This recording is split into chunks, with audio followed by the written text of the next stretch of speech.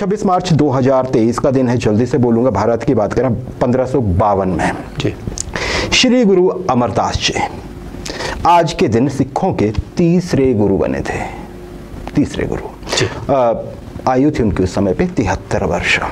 आगे बढ़ते हैं 1874 कार्य, 19वीं शताब्दी की बात हो रही है।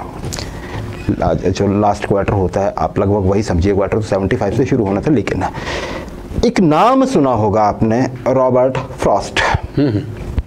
बहुत से लोगों ने सुना होगा। ये अमेरिकन पोएट थे जी।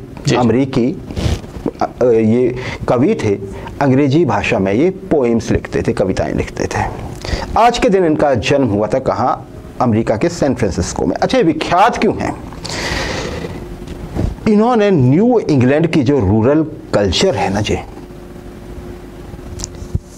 रूरल लाइफ है, ग्रामीण जिंदगी है, उस पे लिखा है। अब बात उठती है न्यू इंग्लैंड कहाँ? इंग्लैंड तो सभी जानते हैं। न्यू इंग्लैंड यूएसए का हिस्सा है जी। और ये यूएसए का कौन सा हिस्सा है? ये नॉर्थ ईस्ट का। अगर आप मैप पे देखें तो जिस तरह से हमारे नॉर्थ ईस्ट के स्टेट हैं, वैसे ही कुछ स्टेट हैं अमेरिका के जो प्रशांत अटलांटिक ओशियन की तरफ बढ़े हुए हैं। कार्ची बिल्कुल ऊपर कनाडा से नीचे लगते हुए अमेरिका के, अगर मान लीजिए आप यूरोप की तरफ से जाएंगे तो पहले वो हिस्सा आएगा अमेरिका के ऊपर में। कार्ची इसमें मैं बता देता हूँ, वैसे ही रेफरेंस के लिए बता देता हूँ। बात हम रॉबर्ट फ्रॉस्ट पे ही टिकेंगे, आएंगे वापस। इसमें जो राज्य हैं उसमें एक मायने है, छोटे राज्य हैं ये। न्यू हैम्पशायर है, नीचे की तरफ को करके है। बारमोंट है, इसके अलावा मैसाचुसेट्स है, रॉड्स आइलैंड है, और साथ में कनेक्टिकट है। ये जो क्षेत्र है इसे न्यू इंग्लैंड कहा जाता है। हालांकि राज्य 6 हो जाते हैं, तो कई बार यहाँ के लोग खुद को न्यू इंग्लैंड ही बोलते हैं, है ना जी। तो ये आपके सिर्फ ये जो एरिया एक ठंडा एरिया है और समंदर से लगा हुआ भी है इसके बहुत से राज्य। तो इस तरह से यहाँ की जो रूरल लाइफ है उस पर उन्होंने उस समय पे लिखा है। अब जैसे टॉमस हार्डी साहब ने इंग्लैंड की रूरल लाइफ पे लिखा है।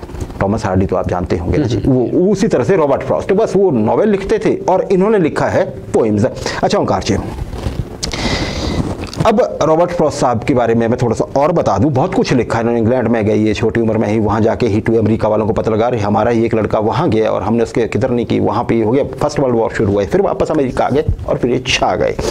अकार जी देखिए, इनकी बहुत सी पोइम्स है, बहुत सी रचनाएं, लेकिन जिस रचना की मैं बात कर रहा हूँ वो हम सबसे जुड़ी हो सकती है। और ये थी stopping by woods on a snowy evening. Line कुछ नई सी लग रही हो, आप बोलेंगे कि शायद ही पढ़ी हो।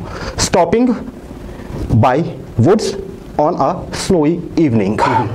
ये एक ऐसी पोइम है जो आपने पढ़ी है लेकिन पूरी नहीं। देखिए मैं बता देता हूँ कार जी, ये 4 क्वार्टर्स में लिखी गई एक पोइम है। मतलब आप चौपाई समझ लीजिए, 4 चौपाइयाँ हैं इसकी, 4 लाइन के 4 सेट, मतलब एक 4 सेट है इसके, 4 लाइन्स के। अब मैं अगर आपको कहूँ the woods are lovely dark and deep but I have promises to keep and miles to go before I sleep. आप कहेंगे अरे ये तो हमने पढ़ी है, ये तो हमने लिखी है, तो हमने व्हाट्सएप के स्टेटस पे भी लिखी है, ये हमने कहीं और भी लिखी है सोशल मीडिया पे जी।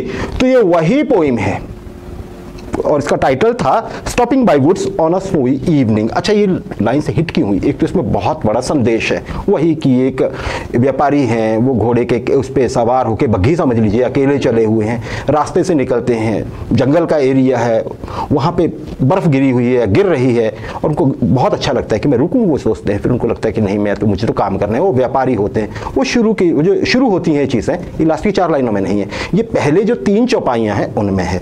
अच्छा ओंकार जी, जवाहरलाल नेहरू जी हमारे पहले प्रधानमंत्री, जब उनके जीवन के अंतिम कुछ साल थे तो रॉबर्ट फ्रॉस्ट साहब की वो एक किताब साथ में रखते थे। सबको कुछ लोगों को पता थी ये बात, लेकिन वो क्यों रखते थे ये पता नहीं था। जब उनका निधन हुआ ना ओंकार जी, तो उनका जो बेड साइड टेबल था वहाँ पे रॉबर्ट फ्रॉस्ट साहब की बुक रखी थी। तो वहाँ जो लोग थे, ये बात बिल्कुल सही मानी जाती है कि ऐसा हुआ। तो फिर उसको देखा गया कि इस बुक में ऐसा क्या है। तो रॉबर्ट फ्रॉस्ट साहब की जो बुक खोली गई तो उसमें ये पोइम जो थी वो खुली हुई थी, stopping by woods on a snow evening. और उसमें जो अंतिम 4 लाइनें हैं जो हम पढ़ते हैं ना, the woods are lovely dark and deep, वो अंडरलाइन की हुई थी। और ये सिर्फ इन्होंने ही, बाकी कहीं बहुत मोटिवेशनल लाइंस मानी गई हैं अंग्रेजी साहित्य में। ये आज के दिन 1874 में रॉबर्ट फ्रॉस्ट साहब का 26 मार्च जन्म हुआ था अमेरिका के सैन फ्रांसिस्को में, ये रिकॉर्ड के लिए। 2000 में जी, सन 2000 का जिक्र करूंगा मैं सिर्फ एक लाइन में, बाकी मुझे कहने की आवश्यकता नहीं होगी। आप कहेंगे कि हम आपसे ज़्यादा जानते हैं, मुझसे ज़्यादा जानते हैं। क्यों? आज के दिन रूस के रशिया के एक सीक्रेट एजेंट, खुफिया अधिकारी समझ लीजिए, देश के सबसे बड़े पद पे बैठे, राष्ट्रपति पद पे। जी बिल्कुल, व्लादिमीर पुतिन साहब। और अब पुतिन साहब के बारे में और क्या कहना, आप सब जानते हैं।